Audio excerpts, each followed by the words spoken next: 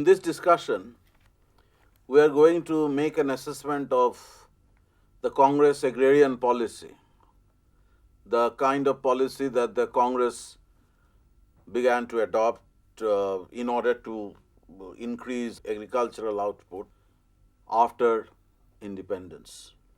Now, any assessment of the policies that the Congress government, whether in 1937, when the Congress was briefly in power in some of the provinces, or after 1947, when they had the real freedom to reorient agriculture, to redefine the priorities of the government's agricultural policy, cannot be made without reference to some of the long-term strains in nationalist agrarian thinking. In the first place, in the early part of the 20th century, the entire nationalist vision about agriculture came to be shaped by the nationalist critique of imperial rule, the extent to which imperialism was held responsible for the destruction of a harmonious rural society in pre-colonial India, greater inequality in rural society, the creation of a parasitic landlordism, landlords discarding their old obligations and putting heavy rent pressure on the peasantry, peasants being exposed to usurious exploitation by the creditors. The small peasant economy, which had been the backbone of Indian agriculture for centuries, as the nationalist argue, was therefore completely destroyed by the impact of colonial revenue policy. And the connection that they established with the market also failed to relieve the kind of financial burden that the peasants had to carry, the burden of revenue, the burden of rent, the burden of debt. So, given their understanding of how such changes had actually brought about a disastrous agrarian situation in India, the nationalists had to make their choice between two ways of developing agriculture. Developing agriculture was critically important in the late 1940s and in the early 1950s, in those early days of independent Indian state, because that was the time the planners, the economic policymakers were actually planning development of Indian industry, and without a stable and prosperous agriculture, all schemes of industrialization were likely to be completely destroyed. All their visions about Indian agriculture, of Indian economy, visions of industrialization were not likely to take off without the kind of support that a buoyant industry would naturally expect from agriculture. And the logic is very simple, that if you have a prosperous agricultural economy, the agriculturists were making fair amount of earning, they will generate demand for consumer goods, and such demand in turn would actually facilitate a greater degree of industrialization. So, agricultural development in the sense of a very appreciable increase in output was a major concern for the planners in the early 1950s. But how does one achieve that? How does one actually allow agriculture to grow? One of the ways, of course, was capitalist agriculture, something that was visualized also in the 19th century by some utilitarian officials here, that you allow urban credit to move into agriculture in such a way that the small peasant farms, which would otherwise become non-viable peasant farms, would disappear, large agricultural farms would emerge, and in a large agricultural farm, it would be easier for people to adopt better and modern techniques of production, contributing in the end to improvement in output. So that was one way of resolving the problem. The other way of resolving this problem, of course, was the socialist vision. Now, the socialist vision was also critically important in the early part of the 20th century. You may recall the discussion that we had on the politics of the 1930s, when Congress had begun to be quite substantially influenced by Congress socialist ideas. People like Jayaprakash Narayan and others who had their strongholds in Bihar, in Andhra, in certain parts of United Provinces, present-day Uttar Pradesh, where a powerful Kisan movement had already emerged under the leadership of Swami Sahajananda in northern India and N.G. Ranga, M.S. Nambudripad and others in southern India.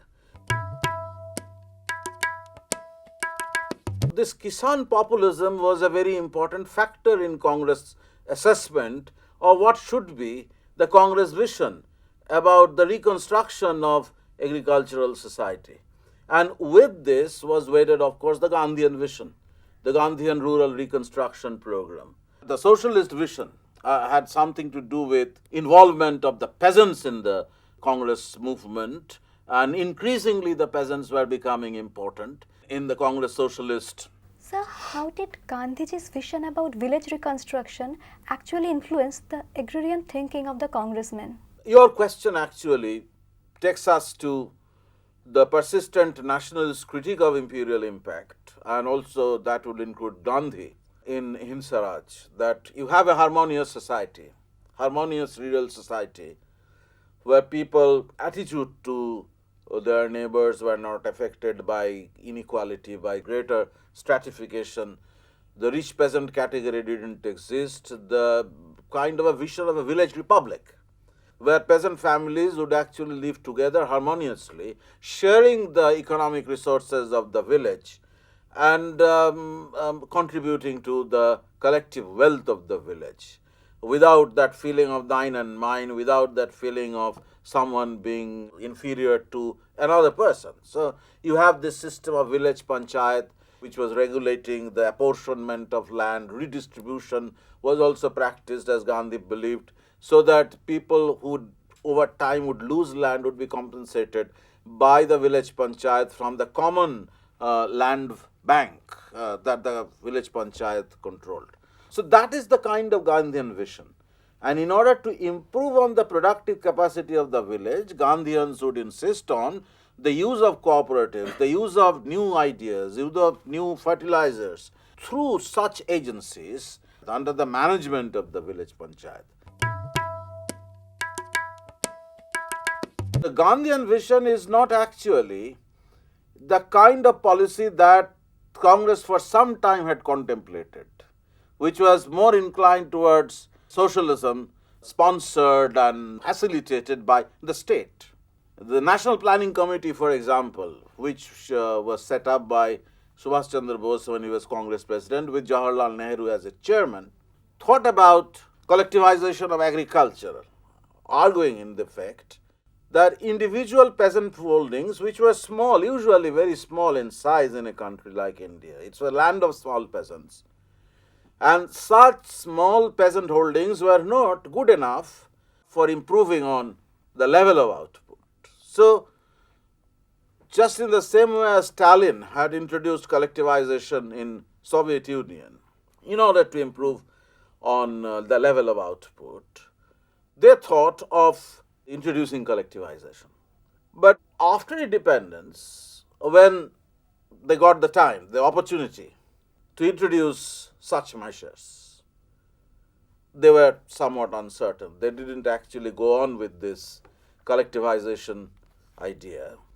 Instead, they wanted to preserve the basic structure of peasant economy. This is not the place to talk about the debate that had taken place in Soviet Union itself when collectivization was introduced, between the protagonists of collectivization, who were followers of Joseph Stalin, and on the other side, there were opponents of Stalin who believed that Russia had been traditionally a small peasant economy, and the small peasants were so acutely conscious about their right in land that collectivization, which would deprive them of their property in land, was likely to demotivate them to such an extent that output ratio would begin to decline. That was exactly what happened in Soviet Union. As a consequence of collectivization, agricultural output didn't register any appreciable growth. Since the Congress leadership realized that collectivization was not likely to be acceptable, considering that the individual peasants had their heightened sense of feeling of ownership rights in land, they wanted to create a kind of a halfway house between collectivization and individual peasant agriculture. Realizing that individual peasant agriculture in many instances was not capable of generating as much output as the economy required in order to resolve the food crisis, in order to resolve the problem of demand for industry, because this food crisis also requires to be considered as a backdrop to Congress agrarian thinking in the 1940s. Due to the war, prices were going up, food prices were rising at that time, and to a point where in Bengal you had a devastating famine in 1943. So the concern in the Congress about the creation of an appropriate condition in which output was going to rise, and quite substantially, is easily understandable. But when it comes to set out a policy in order to help agriculture prosper or in order to help the increase in output, this collectivization idea, which at one stage some of the socialists actually found very attractive, was no longer appealing. So what they tried to achieve through the reports of the Economic Reorganization Committee that was set up in 1947, the Congress Agrarian Organization Committee. So what was then the socialist alternative before the Congress Planning Committee? Yeah, that is the problem. The socialist alternative before the planning committee in a way was collectivization, certainly. But as I was saying, that this particular alternative, considering that it had not succeeded in Soviet Union, was not going to make much of an impact on Congress policy makers, who were setting up by then the planning commission in independent India and who were actually preparing the draft for first plan around 1950-51. This collectivization was not, they realized, was not going to resolve this problem. So what they felt needed to be done was a kind of a halfway house between a collectivization process where individuals lose their identity as individual producers and owners, and a system which is basically based on individual initiative, whether small peasant initiative or a large or big peasant initiative, whether capitalist farming or small peasant farming. So they felt that the state might actually do a good deal for agriculture with the ultimate objective of increasing the output. Because these people were actually obsessed at that time with the question of output. Social justice, of course, featured, but not so much as output, because they needed to produce more for industry, more for resolving the food crisis. And if the state was to play a very active role in promoting agriculture, the alternative before them was what they thought as cooperative agricultural management or cooperative land management by the village community. Sir, how far these ideas could actually be put into practice?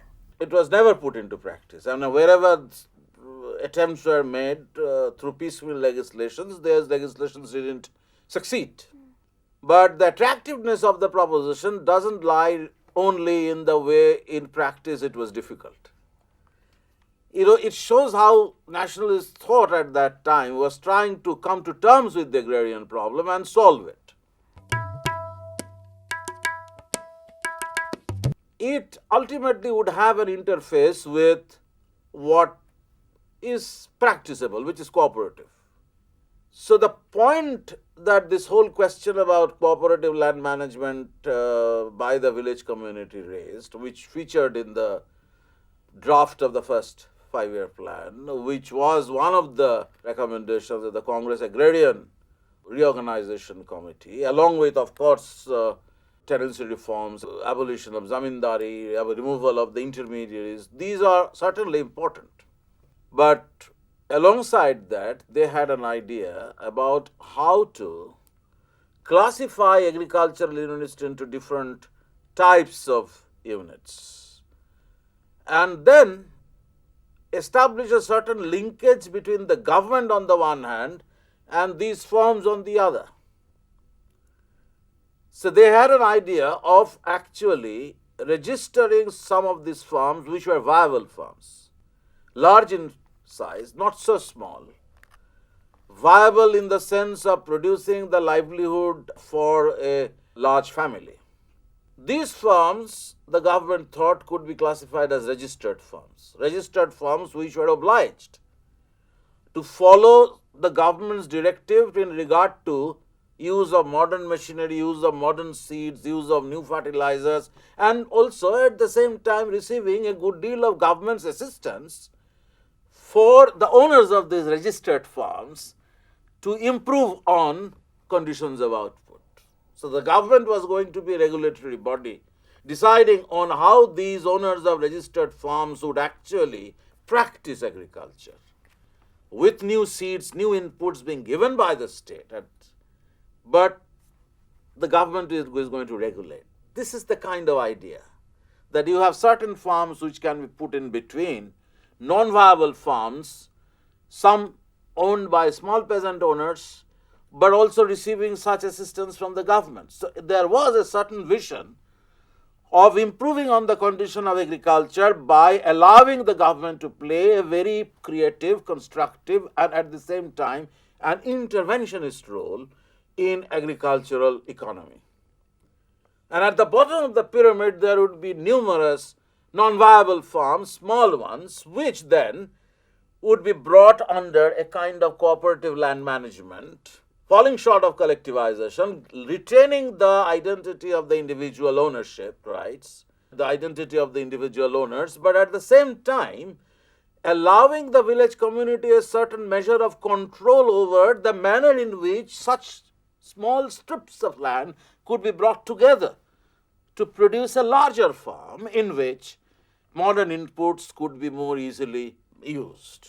You can use machinery, you can use modern inputs to improve on output.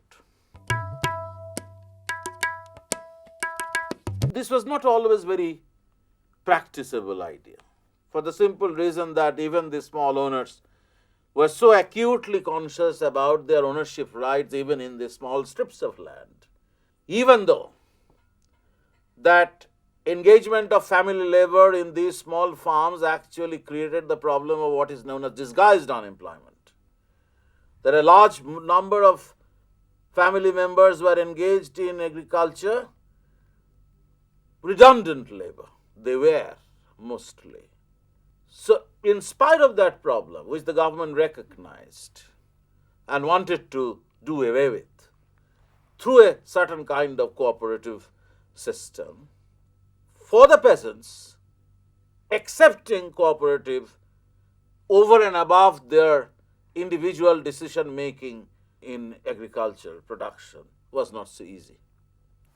So over time, of course, this particular idea, which was mooted at a certain stage in 1947, was dropped.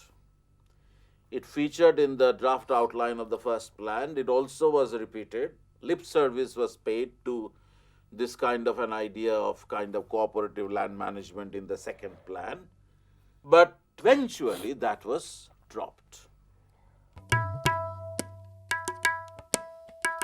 The other alternative was to retain the basic structure and help producers with credit, with fertilizers, with community development schemes which would going to give them better education, better equipment, better infrastructure, somewhat freeing them from the control of the usurers and the rentier classes, superior landholding classes, relieving them of their usual dependence on local sources of credit, offering them alternative sources of credit through the cooperative banks. But this cooperative idea, which is a part of the community development schemes that came to be adopted from 1950 onwards, synchronizing with the Bhudan movement, that wherever you have this surplus land, you actually allow the community, the panchayat and the local bodies to intervene and redistribute this land among the peasants. Sir, Yes? how far these ideas concerning the community management of land address the question of peasants' ownership on land? Yeah, you mean to say peasant rights. Peasants' right on land, yeah. Because with peasant rights were involved peasants' entitlement. Because you have inferior rights and you are a small producer and you don't have that entitlement, you are not going to feel the incentive to produce as much food as or as much as the government would like you to do. So I'll end up by addressing this question, that this cooperative land management idea, which was partly inspired by the Gandhian vision of rural reconstruction, ultimately was unable to carry through this program of government playing a critical role in registering farms and then reorienting these farms towards a new kind of agriculture. Once the government realized that the old agricultural system was going to continue, with small peasants featuring prominently as the bulk of the producers, then the other alternative for the government was to create the basis for a cooperative movement in the local society, among the local communities, without interfering so directly in agricultural production or in the rights of the peasants, whatever they had in those small strips of land. So the other alternative was to create provisions for credit, provisions for supply of fertilizers and other amenities, other inputs required for agriculture through cooperative banks or cooperative institutions. The question that you are raising is also fundamental, because that was one of the critical questions that had been bothering the Congress from an earlier time. Take 1937, for example, the initiatives by some of the state governments, provincial governments under the Congress in Andhra or in Bihar or in United Provinces to introduce tenancy legislations, or to carry out a policy through which all these intermediaries would be removed and the entitlement of the primary producer to be strengthened by the removal of these intermediaries who actually took away the income that deservedly should have gone to the primary producers. So one impact of this is the consensus that was emerging about the abolition of the zamindar. The congressmen took time to arrive at a consensus because, as you know, between UP congressmen and the congressmen in Bihar, they had different perceptions. Wherever the Congress was actually tied with small landholding communities, it was difficult for them to accept complete abolition of zamindari so easily, as in other provinces where either zamindars didn't exist, intermediaries were few in number, or Congress was tied more so closely with the peasant that taking a pro-peasant ameliorist position was easier. The question of tenancy reforms, however, had to be taken up later, in the 1960s and 70s, through incremental legislations which would impose ceilings on agricultural landholdings, excluding, of course, certain types of property like orchards. But some measures had to be devised in order to impose a certain kind of ceiling on agricultural property. But substantial landowners had their own ways of actually subverting this scheme by distributing this land among the family members before this law was introduced, or holding it benami without formal registration as a owner. And finally, you have this question of landless laborers and sharecroppers, bargadars. And the West Bengal Barga experiment, much later in 1977, tried to address this question of how certain classes of peasants who were producers didn't have any rights at all, who were crop sharers, sharecroppers, that these sharecroppers had to be entitled. A demand that had been raised much earlier during those rural agitations on the eve of independence in many parts of Bengal, when the peasants actually demanded a larger share in the produce. Now it became a question of how to entitle these sharecroppers who didn't have any rights in the land, concrete rights in land. So all these issues of tenancy reforms, which involved not merely the removal of intermediaries, but also to strengthen the position of subordinate groups of tenants, because rich peasants who had substantial land, who were not intermediaries, who were peasant producers themselves, owners of large farms, were also letting out land to small peasants who worked as under tenants. So how does one protect these under tenants? These are critical issues of tenancy reforms, or reforms which were taken up gradually by different Indian states later on in the 60s and 70s. But our intention was to look at the 1950s, early 1950s, and to examine the ways in which the Congress was trying to create a vision of India's agricultural development. Abolition of zamindari was certainly one important ideal that they came to practice. They certainly were conscious about the need to protect small peasant rights, but at the same time, the concern for improving on the quantum of output in agriculture, they had certain visions of reorganization of the Indian village system, influenced as it was to some extent by a socialist vision and to a large extent by the Gandhian vision. So as a moment of departure in the history of independent India, these ideas were certainly important.